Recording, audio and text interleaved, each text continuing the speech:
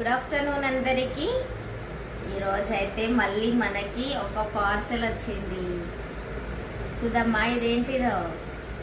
అదేనండి, ఆ రోజు భద్రాచల రామయ్య తలంబ్రాలు వలసినాం కదా మనము ఇంట్లో. అయితే మళ్ళీ రామయ్య సన్నిధి నుంచి మనకైతే మనం పంపించిన అవే తలంబ్రాల అక్షింతల రూపంలో మళ్ళీ మనకైతే వచ్చేసినాయి అన్నమాట.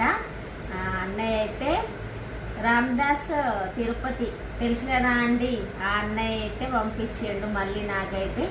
చూద్దాం ఏమేమి పంపించిండు అనేది. ఈరోజు మండే, మళ్ళీ పూజ అయిపోగానే వచ్చేసింది మళ్ళీ ఇవాళ కూడా. ఆ రోజు కూడా అట్లనే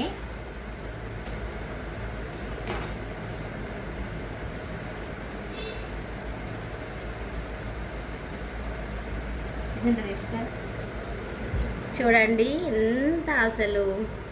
చిన్న ప్లేట్ తెస్తే బాగుంది కదా. చూడండి అదృష్టము, భద్రాచల రామయ్య తలంబ్రాలు. మొన్న శ్రీరామనవమి రోజు కళ్యాణం నాడు స్వామివారికి పోసిన తలంబ్రాలండి.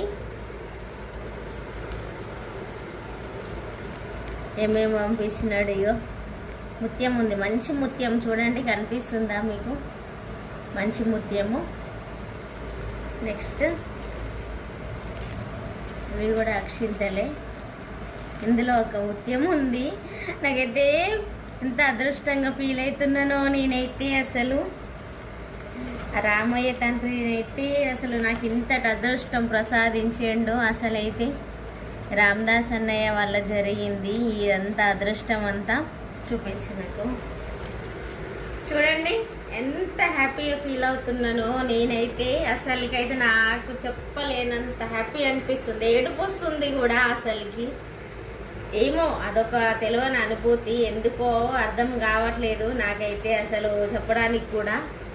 అసలు నా వరకు నేను తలంబ్రాలు ఒలవడం ఏంది, అదృష్టం నాకు రావడం ఏంది, అసలు నాకు మళ్ళీ తలంబ్రాలు రిటర్న్ రావడం అయితే నేనైతే అసలు నిజంగా జై శ్రీరామ్ జై శ్రీరామ్ జై శ్రీరామ్. అసలుకైతే థ్యాంక్ యూ రామదాస్ అన్నయ్య. నేనైతే ఎన్నడూ జీవిత కాలం మిమ్మల్ని అయితే నేను మర్చిపోను. అసలుకైతే దేవుడిచ్చిన అన్నయ్య మీరైతే. నాకు ఇద్దరు తమ్ముళ్ళు, ఒక చెల్లె, కానీ నాకైతే అన్నయ్య లేరు. అన్నయ్య అయితే మీరు దేవుడిచ్చిన అన్నయ్యని, నిజంగా రామయ్య తండ్రి ఇచ్చిన అన్నయ్యని. నాకు ఇంతటి అదృష్టం ఇచ్చినందుకైతే మీకైతే నేను ఎప్పటికీ రుణపడి ఉంటా రామదాస్ అన్నయ్య. ఓకేనా మరి? బాయ్ అండి. మన వీడియో నచ్చితే ఒక చిన్న లైక్.